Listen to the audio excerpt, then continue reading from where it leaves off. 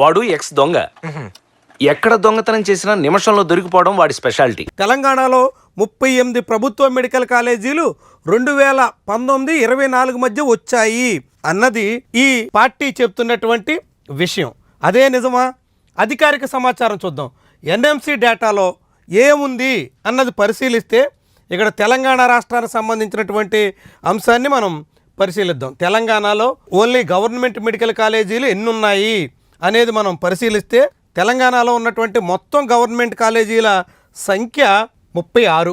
అధికారికంగా చూడండి, 36 government medical కాలేజీలు తెలంగాణలో ఉంటే అందులో ఒకటి ఎయిమ్స్ అన్నది విభజన చట్టం ప్రకారంగా ఆంధ్రప్రదేశ్కి ఒకటి, తెలంగాణకు ఒకటి వచ్చింది. తెలంగాణ రాష్ట్ర ప్రభుత్వం ఏర్పాటు చేసిన మెడికల్ కాలేజీలు మొత్తం 35.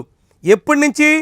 స్వతంత్రానికి పూర్వం ఏర్పడిన ఉస్మానియా మెడికల్ కాలేజీ నుంచి గాంధీ మెడికల్ కాలేజీ వరకు అన్ని కాలేజీలు కలుపుకుంటే మొత్తం 35 మెడికల్ కాలేజీలు తెలంగాణలో ఉంటే తెలుగుదేశం పార్టీ ఏమంటుంది? 2019-24 మధ్య 38 మొదలయ్యాయంట. 38 కాలేజీలు ప్రారంభిస్తే మరి ఇప్పటికి 35 ఎందుకున్నాయి? ఏవయ్యాయి మరి మిగిలిన 3 కాలేజీలు? మీ బతుకులు